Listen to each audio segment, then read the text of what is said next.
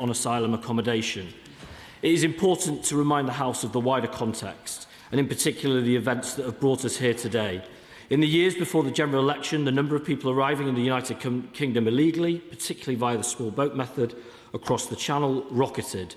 The dismal consequences of this abject failure to secure our country's borders are grimly familiar to us all.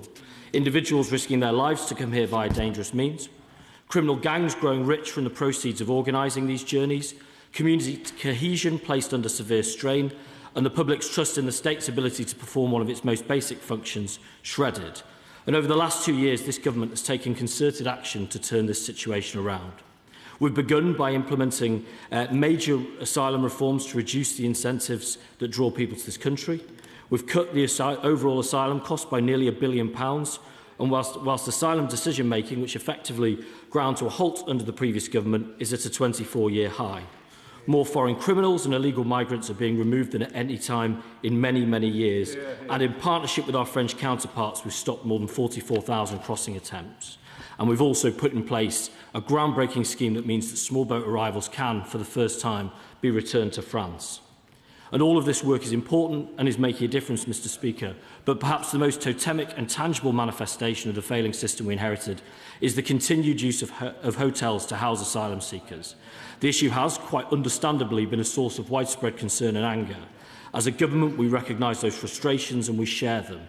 Hotels ought to be local assets, serving their communities, not propping up the asylum accommodation system. When they are used for this purpose, there are significant implications for local services, for community cohesion and for public safety. Clearly, this unsuitable, unsustainable and costly practice must be stopped. And that's why this government made a commitment to end the use of asylum hotels in this Parliament. We are well on track to deliver on that aim, Mr. Speaker. In April, we announced that 11 asylum hotels have been closed and given back to local communities. We were clear at that point that more would follow in subsequent weeks, and so that has proven, with a further 20 now having closed. That means that there are just under 170 asylum hotels in use, a reduction of more than half compared to the peak of around 400 under the previous government. And the number accommodated in those hotels has also seen a significant fall, from 56,000 in 2023 to around 21,000 now. So progress is being made, Mr. Speaker, but we must go further. And that means scaling up our use of larger, more basic facilities. There are currently 2 such sites in operation, at Wethersfield in Essex and at Crowborough in East Sussex. These sites began housing asylum seekers in 2023 and January this year, respectively. Across both sites, there is at present capacity to accommodate up to 1,340 individuals, with an additional contingency capacity at Wethersfield of 400. And in the meantime, work has continued to identify further viable locations. And I can today confirm to the House that 3 new ex-military sites are now under consideration: MOD Barnham in Suffolk, MOD Bicester in Oxfordshire and MOD Linton-on-Ouse in North Yorkshire. Together, these sites could eventually provide accommodation for around 3,750 asylum seekers, subject to feasibility assessments, to planning permission and the necessary approvals.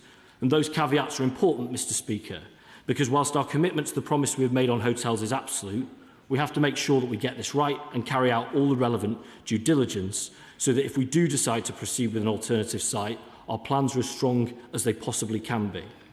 So let me assure members that we have learned from the previous government's forays into this arena, and no final decision will be taken on any site until in each case all necessary arrangements, assessments and approvals are in place and have been properly considered.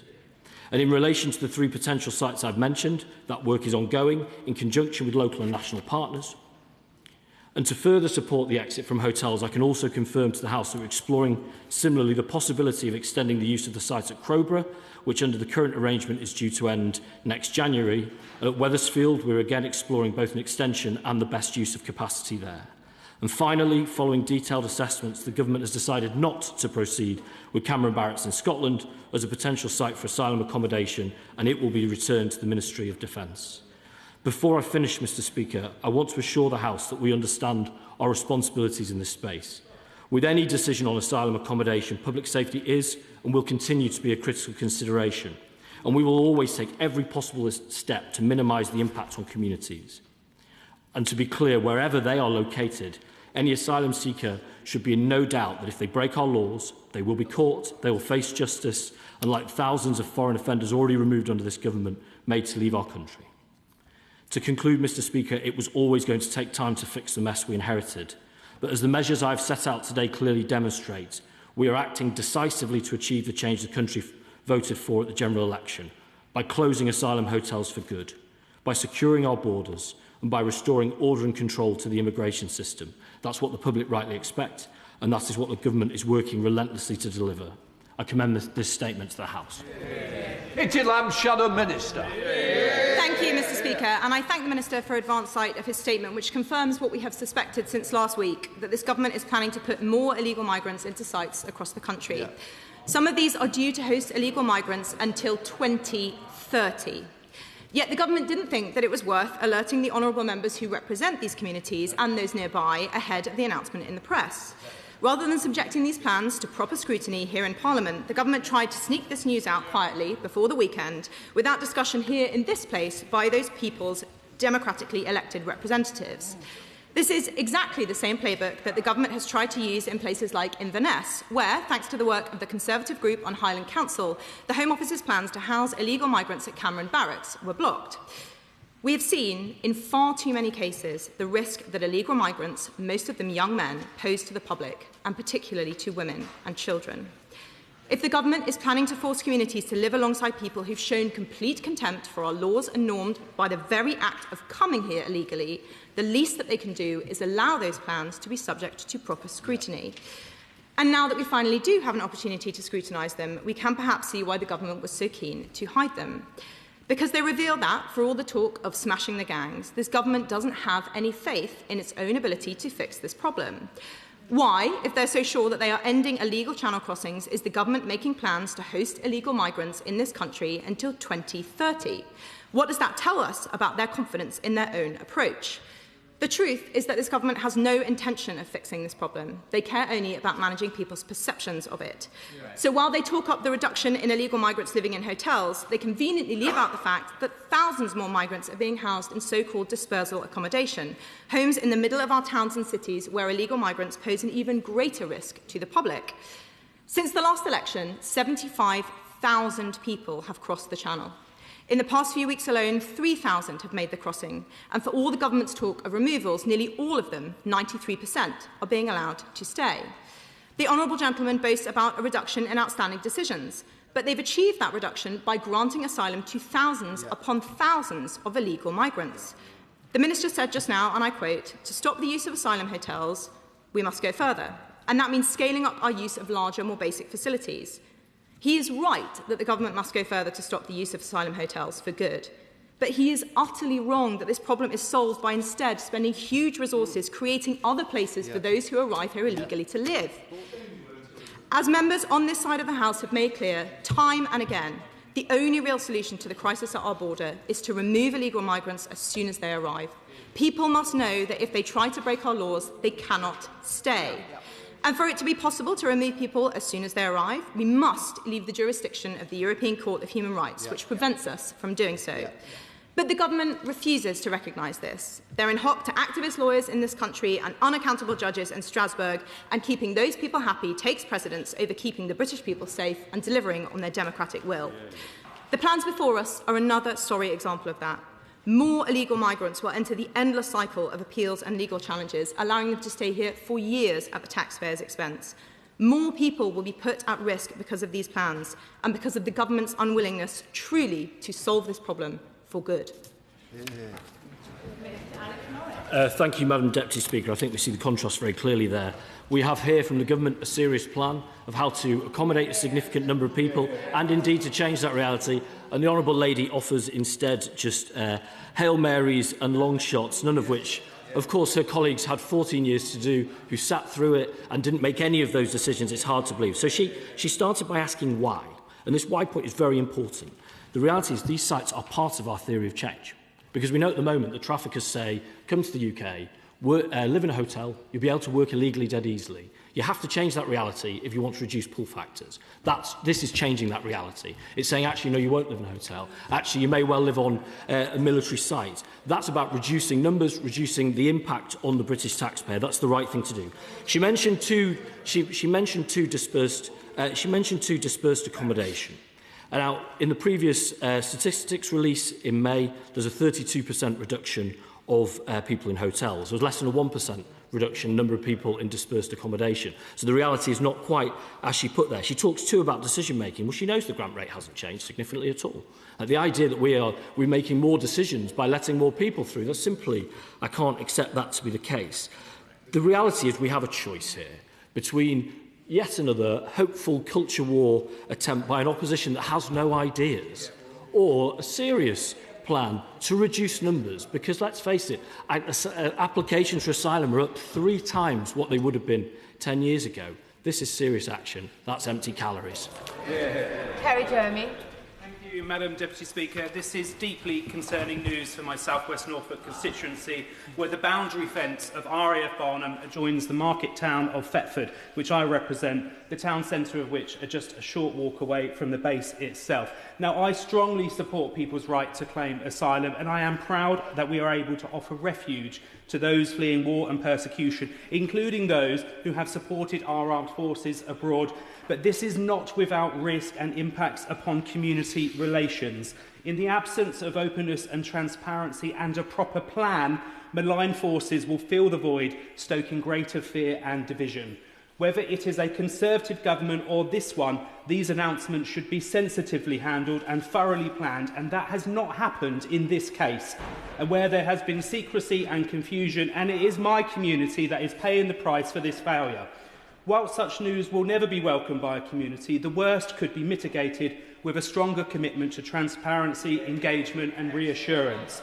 Can I therefore ask the Minister, alongside this announcement, where is the engagement plan? Where is the communication strategy? And where is the commitment to address community cohesion concerns in these areas? Minister Norris. Grateful to my honourable friend for those important questions. I would recognise, and I'd start where he started, that everything is local somewhere, and the impact of our proposals are significant on those local communities. And I do recognise that. That's important. What I would say in terms of impact and developing plans to mitigate impact, that's what we're doing now. There's a reason why we don't wait till the very end and seek to announce the decision just as it's taken. At some point, of course, we vet sites. We vetted all sorts of sites around the country ahead of being able to bring these ones forward. But there comes a point now that we need to get on site. You need to start peeling back the layers, as it were. We need to start engaging with the local authority, with the police, with health services. That point's now. He is right. There does need to be sensitive handling plans within that. And I appreciate that the burden is on myself and the government to demonstrate that we do so. I believe that we can do whilst mitigating the impacts on his community and surrounding ones. But as I say, I know that's up to us to demonstrate that we do. Liberal Democrat spokesperson Will Forster. Thank you, Madam Deputy Speaker. I regret that the Labour government still has not set out a credible plan to restore fairness and control in our immigration and asylum system. This announcement is another sideways step that fails to address the root cause of the problem. Simply moving asylum seekers from one form of unsuitable, inexpensive and unsuitable accommodation to another is not good enough, particularly when the costs are going up. At the Crowborough MOD site, currently in operation, accommodation costs around £160 per asylum seeker per night. That is more than the average asylum hotel place. The government is choosing a more expensive option, adding an estimated £60,000 every night to the bill faced by taxpayers. How does the Minister justify that? Will the Minister confirm whether this decision is driven by a desire to be closing asylum hotels rather than securing the best value for taxpayers? Instead, the government should be focusing on reducing the asylum backlog and ending the limbo that many asylum seekers are in. The overall asylum caseload is now higher than when Labour took office, and while the appeals backlog has reached record levels. Will the Minister set out what he and his department is doing to reduce that backlog and ensure that the Home Office gets more decisions right first time and avoid unnecessary appeals? And finally, Madam Deputy Speaker, tackling dangerous channel crossings is essential if we want to deliver the controlled and compassionate immigration and asylum system that my constituents in Woking and the whole of the British public want. Will the Minister work with our European partners to establish a genuinely effective returns agreement that ensures that we can have controlled legal routes, but those arrived by small boats can be returned swiftly? I'm grateful for those questions. The honourable gentleman has heard the plan from myself, from my right honourable friend, the Home Secretary, before. It's cooperation abroad, it's quicker and better decision-making, it's more returns, all of which are going much better than our predecessors. It's tackling illegal working, but crucially, it's reducing pull factors too. And I sometimes feel in this place that colleagues on opposite benches have given up on the ideas that the numbers might go down. Well, actually, the numbers are significantly elevated from what we are used to, and with sensible attempts to tackle pull factors, like tackling illegal working, but like this too, we can reduce those. The honourable gentleman talks about cost. Well, first of all, he cites the number for Crowborough. That per night figure will, of course, fall if we stay at Crowborough for longer, because some of that is upfront capital investment, which prorated over a longer period of time means that the nightly rate comes down. But again, I'd say really gently, it's because we want less of this activity. It isn't merely saying we expect to house the same number of people, so where is the cheapest place to put them? It's about saying, well, is the best use of our estate to promote a number of goals, one of which is reducing those numbers. That's how you get costs down. And we speak, with, I might gently say, Madam Deputy Speaker, with a degree of credibility, given that we've already taken £1 billion out of the spend to the taxpayer in this area. It is progress. He mentions appeals. He knows very well why the backlog in appeals has grown. It's because we've had a huge backlog in initial decisions to make because the previous government stopped making them. Of course, that cohort is in the appeals system. There will be, as he will have seen in the King's speech, important reforms to appeals coming. I hope he will support us in that venture because it is important. On his point on cooperation abroad, of course, that's crucial. We engage all the time with our European neighbours and our EU neighbours, working together on a shared problem. The fruits of that are a much enhanced deal with France. Again, that work is crucial, but will continue to grow. As the Minister has mentioned my constituency Crowborough repeatedly, I assume he'll be meeting with me this week to clarify the position for my constituents. Dr Peter Prinsley. Thank you, Madam Deputy Speaker. So, with thanks to the Honourable Member for South West Norfolk, RAF Barnham is actually in my constituency. It's adjacent to the border of Thetford and within easy walking distance of Thetford. It was formerly a base that housed mustard gas during the First War, and in the Cold War was the home of the RAF's strategic nuclear weapons. So it has an interesting history. Now, the people of Suffolk are a kind and compassionate people and do understand the need to house those who are fleeing war and persecution. But I saw a protest at RAF Barnham this weekend, so I asked the Minister, how will the views of local people be taken into account in this respect, and what exactly is the role of the local planning authority? Thank you. Thank my honourable friend for that. And to answer your question from the Chair, Madam Deputy Speaker, of course, I'll be very happy to meet with you, as I always am, and often summoned to do so. And I put on record, because you're in an inimical position of not being able to clearly state on the record just how opposed you are to Crowborough, but I'm in no doubt of that, given that you tell me basically every single day via the telephone or face-to-face or through whatever tortures you can imagine through this chamber. So I would record that. And I wonder if I may not have more of that to come yet. To my honourable friend's point, these are very important. The phase that we're in now, I appreciate local communities will want to do one of two things. My clear encouragement would be to do both of them at the same time. I understand his community, many if not most, as others, will want to oppose this and want to stop the government. That's a perfectly noble endeavour in a democracy, and they will do so. There are also questions about how this will be done best in terms of how to limit the impact, be it on health services, on the police, on local amenities. I believe we can pass that test very clearly. I hope communities will engage in that also. With regards to planning, he knows that we've previously used a number of different planning devices for different sites. We haven't made final determinations for Barnham or for the others, and we will be doing that in the due course of this work. Sir Alex Shalbrook. Thank you, Madam Deputy Speaker. Madam Deputy Speaker, Linton-on-Ouse, in the heart of my constituency, is a small rural community, very much isolated. And 4 years ago, this plan was rejected on technical grounds. To have 3 times the population put into the local area with no means to secure people within that site so they could roam into the village, which has no amenities, does not have a village shop, would simply overwhelm the area. Now, I wanted to be able to question the Minister on Thursday, but we couldn't do that because I've had many constituents inquire over the weekend some of these questions, and these are the questions I'd like the Minister to answer now. In the past, it was disregarded on the technical terms of Northern Power Grid have indicated that they simply cannot cope to do the electrical upgrade that would be needed to feed the supply. So does this mean that industrial generators will have to be brought in, creating noise pollution in this quiet rural village? Yorkshire Water spent millions of pounds upgrading the sewage works to make sure they met their effluent discharges into water correctly. That was based on the population. This would now face a threefold increase. So does that mean there have to be effluent trucks, or would we be polluting the water drains? On that note, Madam Deputy Speaker, people who've closed down the Linton-on-Ouse base tells me that the drains were actually concreted in at the time. Now, the Minister has said that some of these sites have already been vetted. I find this hard to believe when these issues, I don't believe, have changed. The highway network has 7.5-tonne limited bridges, so this will have to go through limited road routes. The healthcare, the local NHS, says that it has no spare capacity.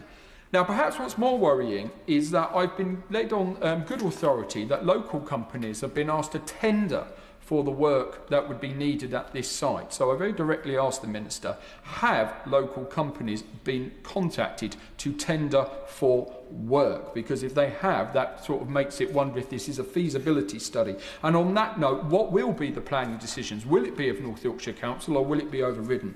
Madam Deputy Speaker, to call it a plan is too grand. They don't know what they are doing. They haven't thought it through, and they haven't had the decency to consult local people about it, which tells you everything you need to know about the state of chaos they are in. Exactly. The words of the Right Honourable Gentleman for Holborn and St Pancras in 2022. This is happening under his watch. So what has changed, Minister? This is still an inappropriate site on those technical issues. I'm grateful for that series of questions.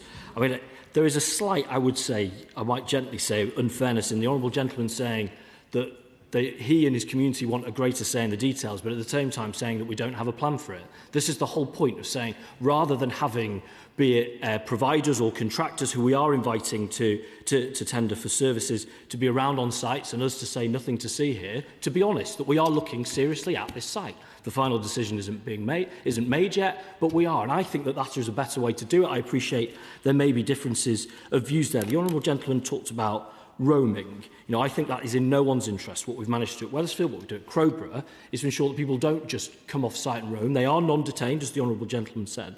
Nevertheless, by the provision of activities and by the provision of transport, we can ensure the lightest local impact possible, and that would be our commitment for these sites also.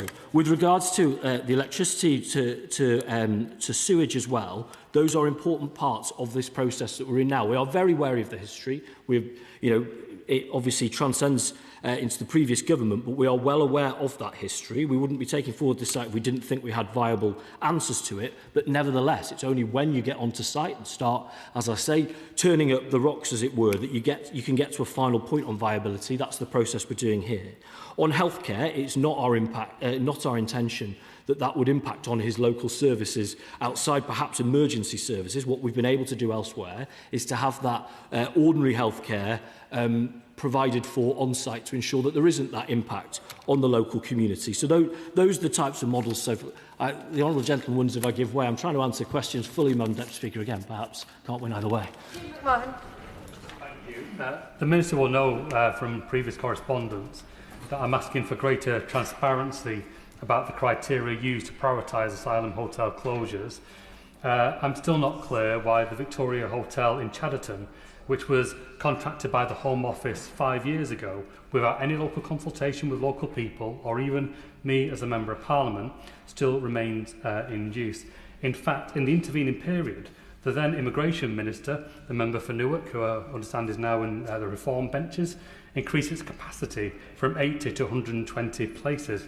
Oldham has always played its part, often doing far more than other places. In addition to the 114 asylum seekers currently in the hotel, there are 640 in dispersed accommodation in the town. But the Minister must accept that trust taken for granted becomes trust eroded. And in the end, it's one housing market. We can't have a situation, on the other hand, where we see a push from hotels to settled accommodation, but we allow Serco in Greater Manchester to take up family housing, when in my town alone there are 500 children in temporary accommodation. We've got to see this in the round, and local authorities have got to be front and centre with the Home Office of planning that through.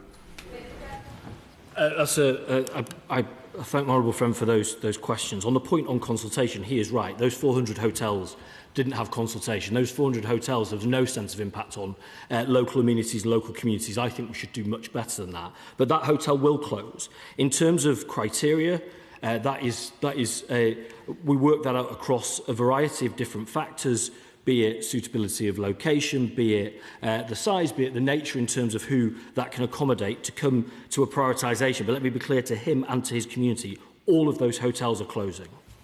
Callum Miller. Thank you, Madam Deputy Speaker. Site A at MOD Bicester sits adjacent to a village of only 370 residents. It's over 2 miles from the nearest shop. There is no pavement next to the B road by the site.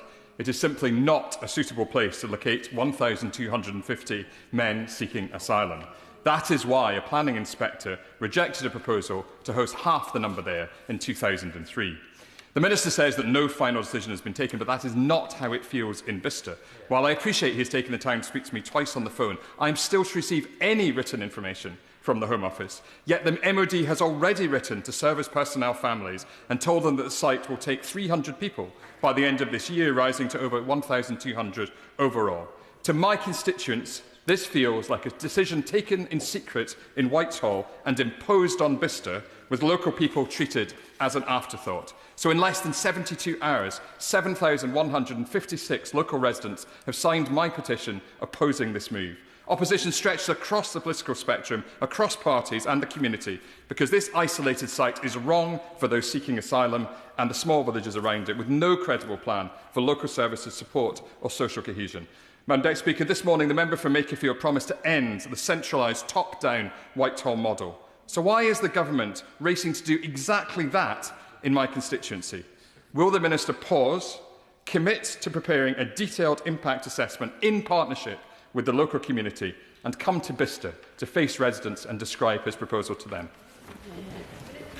I'm grateful for that question. I would reiterate, no final decision has been taken. He makes important challenge about the written information that goes into the public domain.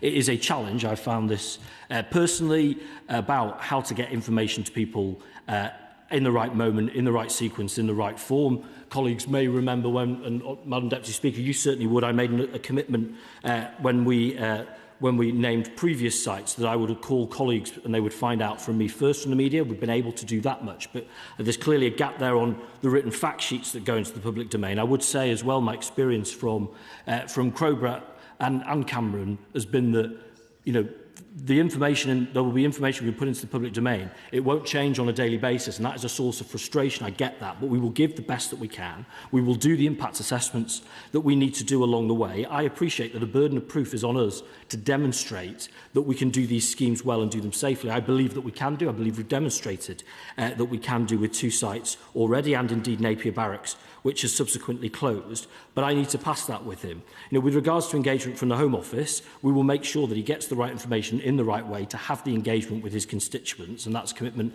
I'd make to yourself, Madam Deputy Speaker, and to all colleagues. Shalami. Thank you, Madam Deputy Speaker.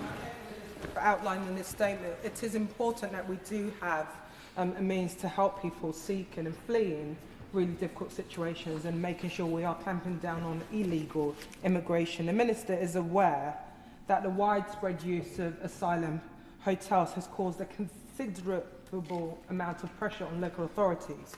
We have a situation in the UK where we are seeing over 140,000 households in temporary accommodation, including, as the Minister knows, over 175,000 children sleeping in B&Bs. And to see and ask asylum seekers to find a secure accommodation, a job and universal credit within 28 days after they receive their statements is frankly unachievable, and that pressure goes on to local authorities who are already dealing with a massive backlog. We did a recent report on our select committee looking at the conditions in temporary accommodation. I'd be grateful to know what conversations the Minister's having with colleagues in MHCLG to ensure that when our councils are procuring temporary accommodation, they are not competing with the Home Office.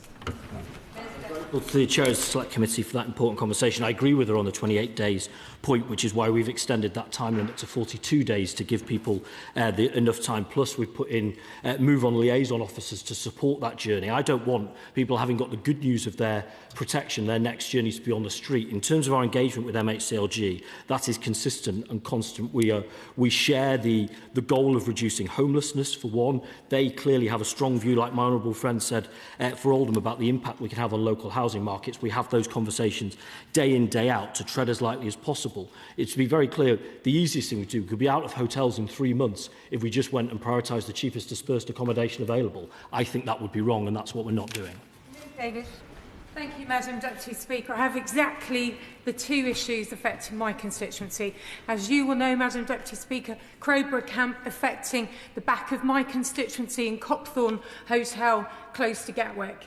The Minister, when I kindly met with him and the Mayor of Uckfield, promised to do proper engagement with MPs. Why did I not find out about the length of stay to 2030 until today? It was a talk of our cadets, London and South East, all affected on Armed Forces Day on Saturday, and I'm very interested in the costs. And on the priority of closures, Gatwick expansion is coming. The Copthorne Hotel is one of those 170 hotels where planning permission is running out. It is needed for local uses. There are issues of community cohesion and safety, which is playing out on either side of my constituency. I ask that I join him with Madam Deputy Speaker to hear about Crowborough and Copthorne, because I'm seeing this in real time in my community. Thank you. Well, as the Right Honourable Lady says, this is the choice ahead of us. And that's why I believe that the change to larger sites is a good one. Copthorne must close, it will. I can't offer you space in Madam Deputy Speaker's meeting, but I suspect that she would be keen to have you too, and be very much so. I will apologise to her on the point of MPs. I rang all affected MPs. I rang neighbouring affected MPs in 2 cases, but I didn't in hers, so I apologise there. But I hope that I will be able to mitigate it at a point not too far away when I ring her about Copthorne. Stella Creasy. Thank you, Madam Deputy Speaker. We're having this debate because of the costs to us all of trying to move from the broken system that this government inherited to a fair and effective one. And we are in this position because the previous government failed to process people and now seems to want to rely on creating fiction rather than fact about what actually works. So the Minister is absolutely right to argue that we need to tackle the root causes of trying to stop people getting into boats. And it is also right to recognise where people are fleeing persecution, and that is proven, that is the mark of a good society to help those people. It's also more cost effective. Given the legal proceedings last week that the government lost about the proposals around good character and citizenship and the likelihood of more litigation because of the fiction at the idea that somebody travelling by an irregular route is somehow less of a person, does he recognise that we will save money by changing this policy and putting integration, not ill will, at the heart of that future system for refugees? I'm grateful for those questions. I mean, again, it is important to recognise the cost of that loss of grip means that traditionally the supported population, the previous asylum contract was let on the assumption that it would be around 60,000. The previous government let it balloon to double that. It is coming down, it continues to come down, but it is still around the 100,000 mark. That is where then we have to make difficult decisions, and that's the nature of the accommodation today. You know, we do have to pivot the model in this country. We were clear in November in our asylum policy statement that we have to make sure that we reduce pull factors. We have to make sure that we remove people who've got no right to be here, but also that we do provide safe and legal means for people to come to the country. That is better. Nobody should ever transit across continents and transit across the Channel. The litigation point is important. There'll always be an element of that, seems to me, in the Home Office. But I think we can pivot to a much better model, certainly through safe and legal means when we talk about community sponsorship as well. Communities coming forward in that positive way. We aren't in that place yet. We are moving to that model, and this is an important staging post on that journey. Although I'm more than happy to have the Minister here for hours and hours, we have got other business to get on with, so I ask the backbenchers to make sure their questions are as short as they can be. Far up the House, Sir Edward Lee. I thank the Minister for confirming that RAF Scampton is not cost effective. Frankly, it's been a lot more helpful than his predecessor, Conservative ministers who have left now the Conservative Party, so I thank him. The problem with these sites, as I know from asking hundreds of questions, is that they're unbelievably difficult to transform into an asylum centre. So can I ask the Minister, is this really a deterrent? If you come from a hellhole of a country, does it matter where you're going to be sent to? So can I be positive and ask a question in this way? Is the best way to solve this problem to process these asylum claimants very quickly, preferably within a month? There will be some who can't be sent back because their country is not safe. And surely the solution here is to create a return hub in a Council of Europe country, distant, small, so there's no question that their human rights would be abused. That is a real deterrent. Treat them quickly and then send them home. On the point of processing, the issue, it seems to me, is not now initial decision-making. It's that we have a significant portion of people waiting for their appeal to be heard. There isn't a quick way to do that. You know, as I say, we've talked about appeals reform, and colleagues may see things from us shortly on that I hope we have their support on. He will have heard what my right honourable friend, the Prime Minister, has said in favour of returns hubs in the past as well. On the point on Scampton, you know, it's an important part of Lincoln and Lincolnshire's economic future, and I look forward to the sale of that site and the positive development of it in short order. Jim Dixon. Speaker, can I thank the Minister for the statement and the clear objective of the government to ensure that hotels are eliminated from our asylum accommodation system and that military bases become a short-term stopgap. So can he reassure all of us that the government will continue to focus very closely on processing more quickly, on ensuring that people who aren't eligible to stay here are deported as soon as possible, so that actually the use of these military bases announced today and already up and running is actually a temporary measure and is done for as short a period as possible. Yeah, I absolutely do agree with that. It's quicker processing, it's quicker removals, but what I would say, and I hope colleagues can hold in their heads, it is reducing pull factors too. The volumes last year of people seeking asylum were in the 90,000s. Between 2011 to 2020, it was in the 20,000s. That's part of the challenge here, and getting us down to a more steady state helps, exactly as he says, take out some of the very difficult choices that are having to be made.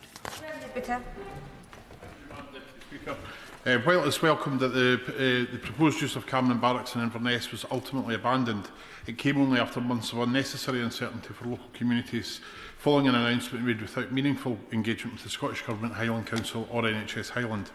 Does the Minister accept that bypassing devolved partners and failing to consult local communities undermines confidence in the asylum system? Will he commit that any future decisions on asylum accommodation in Scotland will be made only after meaningful engagement with the Scottish Government, local authorities and local MPs?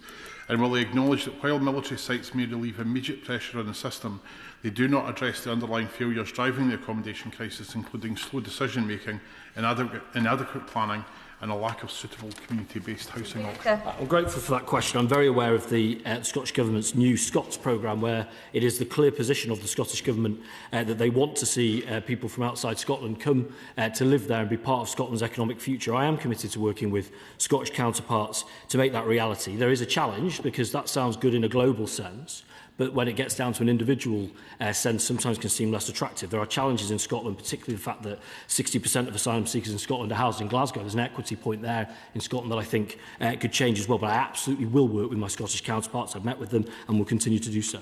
Thank you, Madam Deputy Speaker. I welcome the Government's closure of the Asylum Seeker Hotel in Dudley, and it was a Conservative Party policy which was a complete waste of taxpayers' money.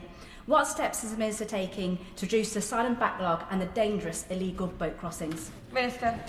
It's about quicker decision-making. It's about the commitment we've made in appeals reform. It's about better collaboration with our European neighbours. Those are adding up to significant progress, which is why we've seen numbers fall.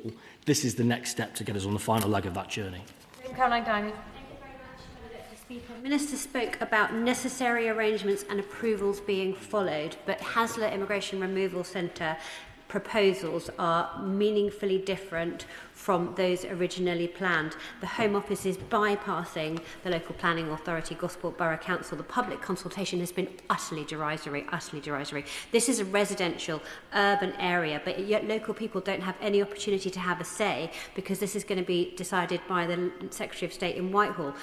So I wonder if, leaving aside all the rhetoric, can he just answer some straight questions? Will he set out exactly how many people will now be housed at Hasler, who they will be, how long they will stay there, what opportunity will neighbouring residents have to influence this development and how it looks, and when will the Home Office have proper public meetings so that Gosport people can put their questions and have them answered? And will he meet with me to answer all the other questions that I'm getting from my residents who are furious about what the government is doing? Minister. Of course, I will meet with the right honourable lady. I mean, this, of course, is an entirely separate thing, immigration removal centres, to what we're talking about here. I don't have those numbers at my fingertips, but I'll get them to her in short order. There is a point of difference in terms of the engagement, as I can see from the correspondence we've had between us about what has been shared at public meetings and what hasn't, about the nature of the site. But let's have that conversation so that we're speaking with one version of the truth. Peter Swallow. Thank you, Madam Deputy Speaker. My honourable friend will know that Bracknell has welcomed Afghans who supported our armed forces in transitional accommodation under the Afghan resettlement programme.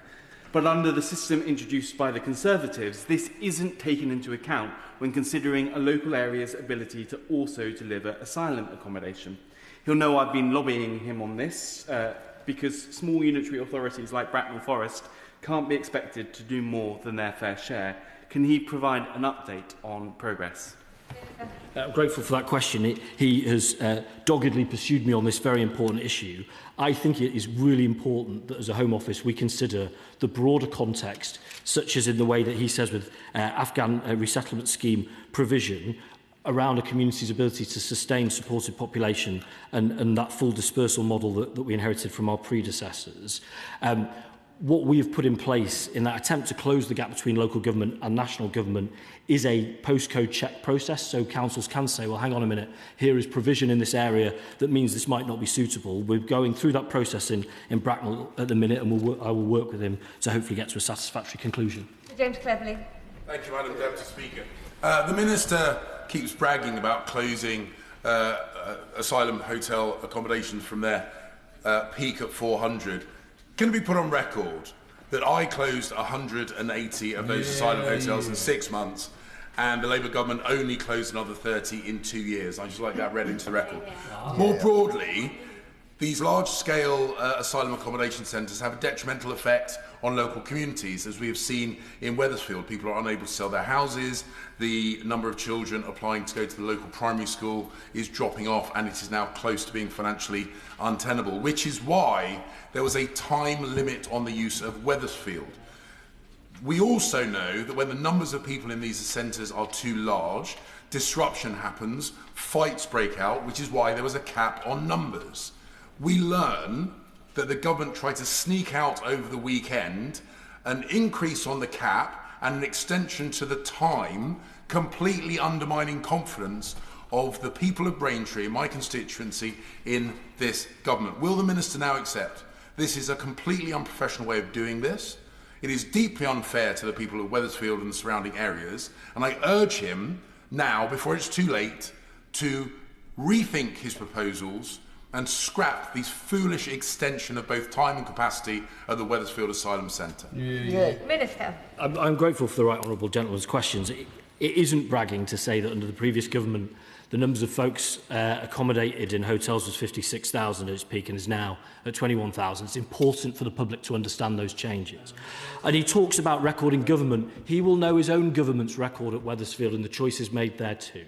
Now, in terms of capacity, he knows, because we've spoken about it, that Wethersfield exists normally in a steady state of around 850, with, as he says, the surge ability to operate at 1,250. Having had the numbers of years we've had at Wethersfield now, it is right to look at that to see how best that provision can operate. Those are conversations we will have. He will have his chance to go in studs up on me, which he never misses similarly, to come in and tell me what we ought to do differently. But it is right that we look at those things in the public interest, and that's what we're doing. Perkins.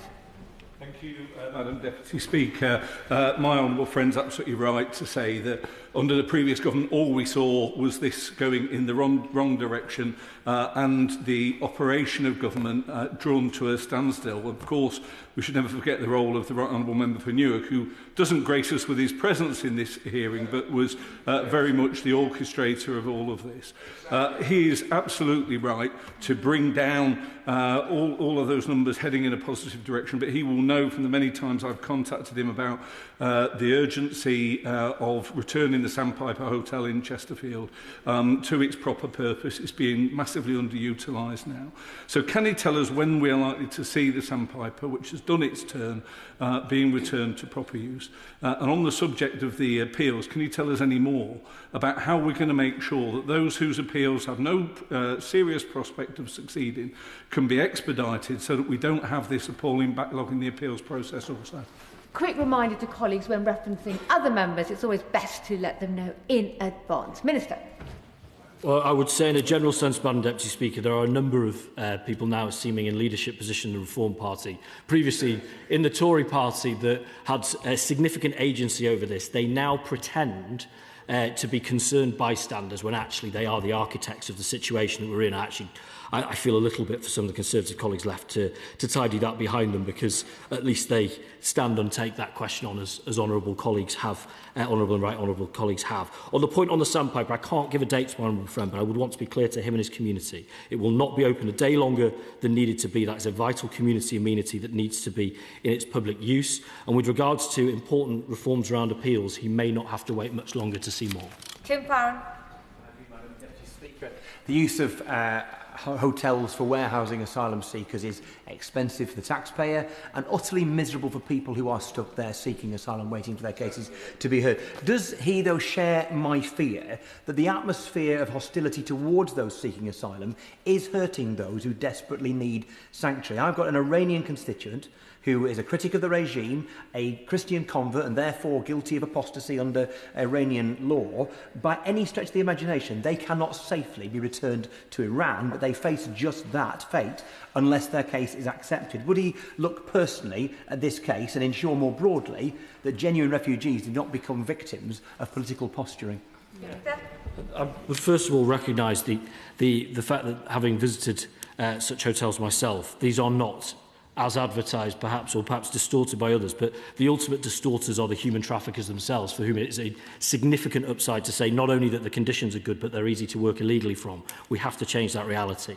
I am concerned, as I think all colleagues would be, about the public conversation here and the risk that often very vulnerable people and their neighbours carry. We're never far away from challenge in that space. It's incumbent on us to make sure that we don't play into that rhetoric. On the individual case, everybody's case will be heard individually on its merits, always.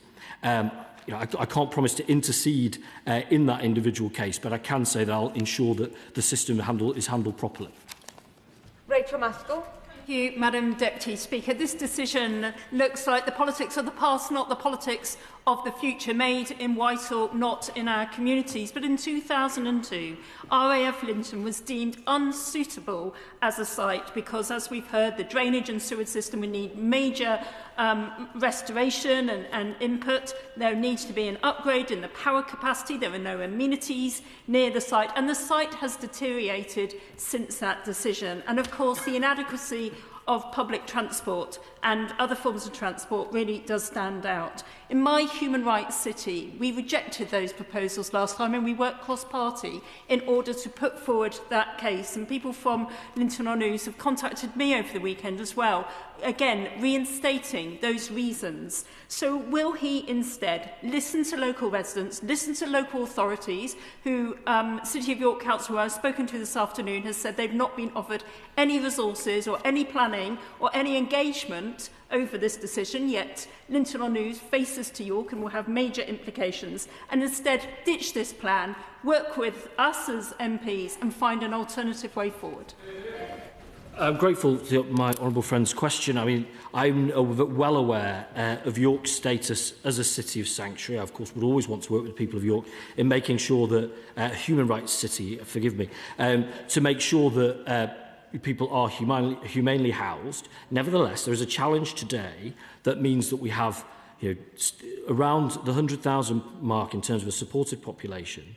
We have 170 hotels, give or take. We have to change that reality. There are limited options. I believe this is the best way forwards, but I know from what she said and from what others have said, it will be incumbent on us to show that we can deliver it and deliver it in a way that is respectful of the local community. That is what we're seeking to do. Thank you, Madam Speaker. I think what's missing from the statement, unless I've missed it myself, and that's the word deterrent. And the Minister suggests it's good news, which it is on people moving out of hotels into other accommodation. But what he doesn't mention is that other accommodation also includes houses of multiple occupation. And there are only so many military sites that may or may not be available. So would he meet with me, given that I wrote to him on the 18th of June, to discuss Stoke Heath in my constituency, a village, I should say a rural settlement actually, of about 352 people, that is going to see up to 121 asylum seekers come into that rural settlement. No integrated services, very few public services at all. Nearest bus stop, for example, a 30-minute walk away. So would the Minister at least accept this, that a community meeting being held on Thursday, chaired by myself, should at least have somebody from the Home Office or Serco in attendance? People are being kept in the dark, secrecy, no consultation, no transparency. People have a right to know what's going on. Would he encourage a member of Serco to come along to that meeting and answer some of those local community concerns? I'm grateful for the question. I'm well aware, because the Honourable Gentleman has pressed hard, both verbally and in writing, on Stoke Heath already. I, of course, will have that meeting with him that he asked. I didn't use the word deterrent, but I did use the word pull factors, which I was using in the same context. We have to change the reality in terms of the differential attractiveness that's seen applications for asylum in this country go up whilst going down across the EU. This is part of that programme. With regards to his meeting, let me talk to the department and see what we can do to make sure he can have the fullest discussion possible. Andrew Pace. Thank you, Madam Deputy Speaker. I welcome the Minister's statement and the serious attempt by this government to get the backlogs down, change the system and get the use of hotels reduced. Peterborough is a warm, generous place, but we already do our fair share for looking after asylum seekers.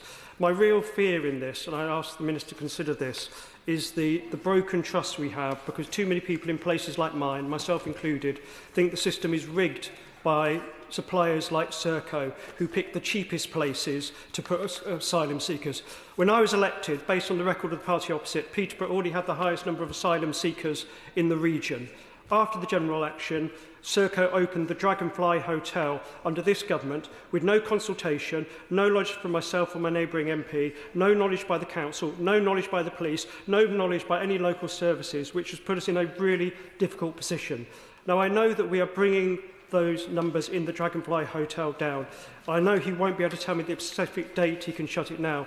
But what can you tell us about how we can keep control of these monsters like Serco, which drive this policy and mean places like mine feel the system is rigged and left out and left behind? I'm grateful for my honourable gentleman's contribution, his continued lobby in this space.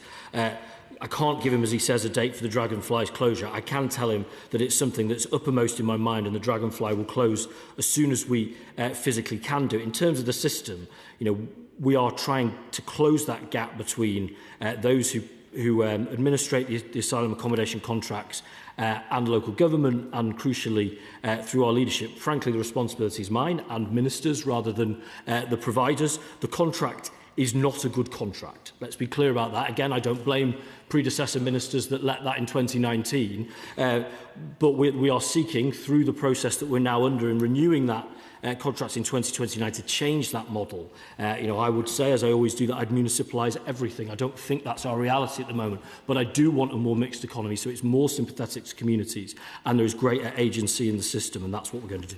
Andrew Mitchell. Thank you, Madam Deputy Speaker. The honourable gentleman, who is a diligent and sensible minister, will understand the deep disappointment in the royal town of Sutton Coldfield that the Ramada Hotel on Penn's Lane was not included in the recent list of closures, not least because it was on the list for closure before the general election. The Minister was very generous with his time to see me and listen to why the Ramada location is totally inappropriate in Sutton Coldfield. Can he reassure me that this facility will now be closed as soon as possible? I'm grateful for that question. He knows my enthusiasm for Royal Sutton Coldfield and the strength, I think, in their Plan for Neighbourhoods programme in a predecessor, and much happier, I might say, engagement that I had with him on that. I did wince when his number came up the other day because I knew he would be pressing hard as to why it wasn't his hotel that closed. I can assure him we will close it as soon as possible, and how important it is that that is returned back to the people of Royal Sutton Coldfield for their births, for their marriages, for their funerals, and all sorts of those things that make life what it is. Alex Ballinger. Thank you, Madam Deputy Speaker. Last week we heard the very welcome news that the final Asylum Hotel in Dudley Borough has closed. Of course, the system set up by the Conservatives was a complete failure, very inappropriate to house people in town centres, extremely costly for the taxpayer, and I am very pleased that the Labour government is the government that is finally sorting this out.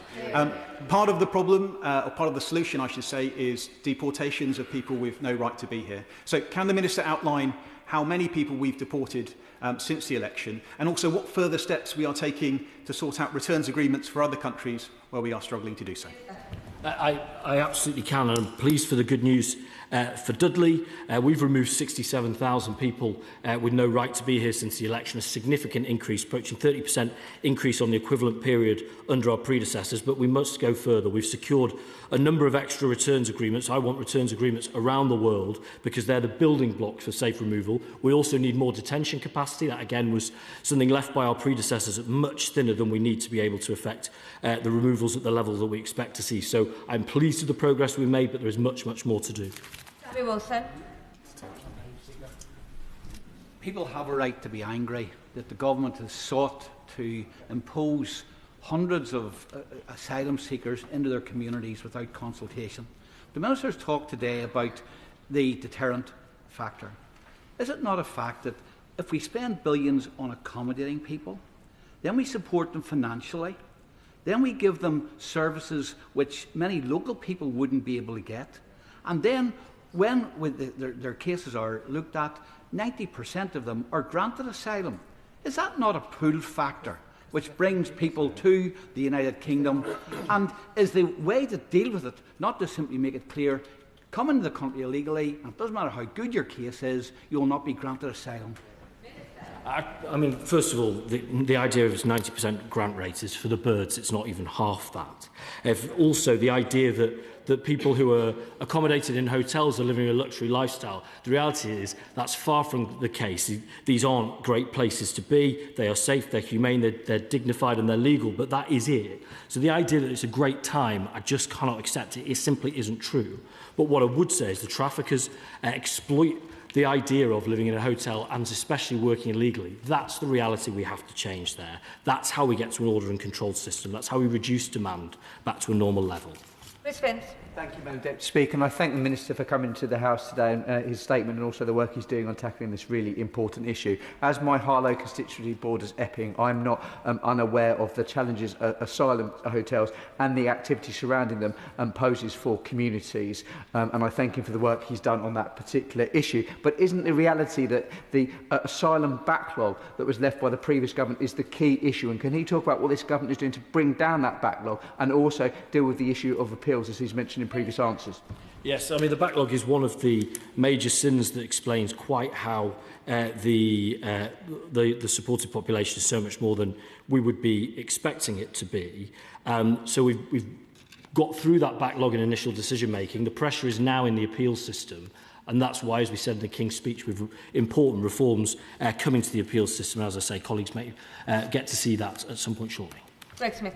Thank you, Madam Deputy Speaker. The site identified as MOD Bicester sits just over the Buckinghamshire border into Oxfordshire and is incredibly close to villages in my constituency like Borstal, Oakley, Long Crendon, Marshgibbon, Ludgershall, Twyford, Chandon and others. I can assure the Minister from comments I've had from constituents over the weekend that nobody thinks that this is a good site for such a centre. And can I particularly pick up the answer he gave to Honourable Member earlier about medical provision on these sites, where he said that medical provision is provided on site. I know from bitter experience from an asylum hotel in the last Parliament that that pressure was delivered on site, but by a local GP practice who then couldn't serve in the normal, timely manner everybody else in the area. So can he be really clear, given that he can't magic up doctors and primary care, that if this site goes ahead, and I hope it doesn't, that there won't be pressure on local GP services in my constituency in Mid-Buckinghamshire, or indeed on the Oxfordshire side? Minister. Well, we've had success on other large sites of exactly that not being the case. Individuals need to register with the GP, but it is our intention for the impact on local health service to be absolutely minimum. There is a question in emergency medicine. Of course, there's not going to be emergency medicine provision on site, but exactly I appreciate that that is a test the Honourable Gentleman is setting and one I very much want to meet. Helen Morgan. Madam Deputy Speaker, can I also raise my concerns about the site at Stoke Heath mentioned by the Right Honourable Gentleman for the Wrekin? It's a really rural location. Its nearest town is Market Drayton in my constituency, and people there are very concerned about the appropriateness of the site, with it being 30 minutes walk from a bus stop. There's no shop there, and Shropshire Council have raised their concerns about that remoteness. Given that we've seen increasing far-right infiltration in Shropshire from people beyond the constituency borders on Facebook, spreading misinformation and hatred, I'm very concerned about the security of the people in this development at Stoke Heath. So can he tell me what measures are being taken to keep those people safe, and can he also explain what the criteria are for a suitable location for this type of dispersal accommodation? Because it seems to me that somewhere not even with a bus stop or a shop is a really inappropriate place. Minister. I'm grateful for that question, and I will mirror my commitment to the Honourable Gentleman in terms of making sure on Stoke Heath that the Honourable Lady gets whatever information she needs. With regards to how sites are chosen, I mean, there is a mix there of which local amenities is part of it, travel, transport and all those things too. Those are carefully looked at before providers bring ideas forward. If a local authority has a challenge with it, they can bring it to the Home Office for adjudication, where all those factors are considered together. Bradley Thomas. Thank you, Madam Deputy Speaker. With 76,000 illegal crossings in the last 2 years, this is clearly a problem that continues to affect our country and has very profound social and economic consequences, largely negative ones on communities across the country. So with the government talking about a new approach to move this problem away from communities, I was surprised to read the other day about the specific refugee scheme that was reported in various media outlets. Surely this is something that is going to increase the attractiveness of illegal migration via illegal routes. Anyone who travels to the UK via an illegal route should be deported. This is a contribution to the pull factor, Madam Deputy Speaker. Minister. I can help the Honourable Gentleman very clearly there. The whole point on safe and legal routes is that those aren't the means by which people come to the country. So the point, as the Honourable Gentleman will have seen in the commitments we made in November in the asylum policy statement, is if people choose to come via regular means, then their route to settlement will be a very long one indeed, with a 30-month renewal of that protection. What we're trying to do is change those behaviours in exactly, I think, the way he and I both want. Ayub Khan. Thank you, Madam Deputy Speaker. I've spoken to many asylum seekers who have endured some of the most horrific and atrocious life experiences. The Minister will know that historically the courts have deemed an army barrack as unlawful because of the inhumane conditions within it. So what assessment has the Minister made in terms of suitability of the new barracks which are being considered? But isn't the real issue the processing of these asylum cases? And will the Minister consider, I know that the Minister said 24 months high, but there's no figures here as to how many applications have been processed, how many applications are actually waiting, not including the ones at the appeal courts. First of all, I'll take the point on lawfulness. We currently, this very minute, are operating two schemes very lawfully. On the point of quality, I would say that for many of these sites, certainly for other ones we brought forward in the past, they've been good enough for the resettlement of Afghan families, and indeed they've been good enough for our own soldiers. So the idea, I think, that they're not good enough, I would contest that. The processing point is important, but as I say, we've got through functionally through that backlog. The issue is now the issue is now that is in the appeal system, and the statistic is a 58-week wait. Processing is important, yes, but so is the reduction of demand, because, as I say, we're operating at 3 times the level we would have been operating a decade ago. We have to change that reality. This is part of that. Sir Ashley-Fox. Thank you, Madam Deputy Speaker. Does the Minister appreciate that the reason he is commissioning former army bases and spending millions of pounds on more asylum accommodation is that his government's policy of smashing the gangs has completely failed?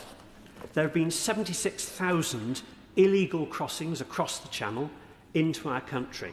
And until he accepts that those are economic migrants who should be deported when they arrive in our country, this problem will continue. The fact is that they don't bear that out. We have a system that separates those who are travelling economically and those who are seeking protection. I don't want this country to lose its proud history of providing protection for people who need it. That's why we're doing the way we're doing. But in terms of control of the system, we've made significant step forward with our French counterparts. That's why, actually, for the first time, we're seeing some of those asylum applications actually coming down, as well as some positive progress, as my right honourable friend, the Prime Minister, said, in the Channel as well. Of course, the traffickers had 6 years of head start on us, but unless I'm mistaken, which I really don't think I am, it can't have felt like failure when we closed the hotel in the honourable gentleman's constituency. Jim Alistair. The Minister said that the business of this government was to secure the borders of this nation. In that context, can I therefore ask him, since this government came to power 2 years ago, how many of the buses travelling through the open back door in the United Kingdom from the Irish Republic have ever been stopped, those who are seeking asylum, their credentials checked, because we all know what happened a few weeks ago in North Belfast, where an asylum seeker is now in custody for attempted murder. And yet there's been no effort by this government to close that back door. Why is that? Why are we allowing people unchecked to enter this United Kingdom? We talk about stopping the small boats. When are we going to stop the buses? The honourable gentleman makes an important point. I can't wholly agree with what he said, but this is important. As we win that battle in the Channel, the Common Travel Area, which obviously is an arrangement of very long standing indeed, will be a point of challenge. I am working closely. I've spoken to both the First Minister and the Deputy First Minister on this point. That work is ongoing to keep that common travel area as protected as possible. We, of course, work with the Government of Ireland as well. And that collective work is how we make sure the CTA is not exploited. John Cooper. Thank you, Madam Deputy Speaker. The Mercure Hotel in De Vries is home to around 100 men of uncertain origin, and thanks to the good offices of the Home Office, I've been able to visit. However, I've not been able to get any clarity on the criteria for closure, and certainly not on any kind of timescale for closure. Can the Minister, without recourse to "we will close it in due course," which was beginning to sound a little bit like the old jibe about the First World War, it'll be over by Christmas, we just can't tell you which Christmas, can he offer us a bit more clarity on when these hotels are going to be closed? Minister. I think that's slightly unfair. The honourable gentleman knows they will all close by 2029. But within that, none of them will open for a day longer than they need to be. In terms of criteria, it is a range of factors, including size, including condition, including location, all of which goes into them making a decision. I appreciate that in a process of closing, from a couple of hundred hotels to nil, everybody would want to be the first one. All of them will close. Jim Shannon. Thank you, Madam Deputy Speaker. Can I thank the Minister very much for his statement and for his very clear commitment to address the issues that can't be in doubt. This continues to be a massive issue in my constituency of Strangford, indeed across all of Northern Ireland. The shifting of thousands of individuals out of hotels and into large-scale alternative accommodation sites, such as military barracks, vessels, repurposed institutional facilities, is not a solution. It is simply moving a massive, expensive problem from one community's doorstep to another. So can I ask the Minister this? When will government stop managing the symptoms of illegal immigration and start deploying the robust enforcement rapid detentions and immediate deportations needed to secure our borders and end this accommodation crisis once and for all. Thank you so much. Minister. It's rare that I disagree wholeheartedly with the honourable gentleman. His incredible work on the persecution of Christians abroad, for example, is one that I share with him, that shows the importance actually of having managed but humane asylum systems around the world. That's what we must have in this country. But I also didn't take from what he said that we're actually that far apart. You know, he talks about the cost, he talked in financial terms, he talks about the cost in terms of community terms. I share this. These types of schemes are part of changing that reality, because it's part of reducing the pull factors so that people aren't tempted or exploited by traffickers to do so. I think that that's the right balance. It is deeply disappointing that I have to remind the Minister and the Treasury front bench Chapter 9.1 of the Ministerial Code and 19.21 of SQMA make it clear that statements on important matters should be made to this House first. This House first. Not made to the press at 10:30 p.m. on a Thursday night, and that's when MPs and their constituents hear about important policy news. Not this House first. And I expect much better from the Minister. It is totally unacceptable that constituents and MPs hear about important policy matters on the news and not in this House. And we, myself as a constituency MP impacted, and members and our constituents deserve much better. Minister, we need to see better from you on this. OK, if they want to shuffle over, I can get on to the next bit of business.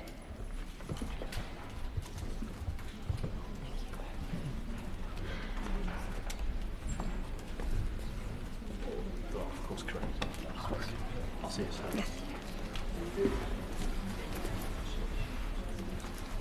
If we are ready, presentation of bills, Tim Farron.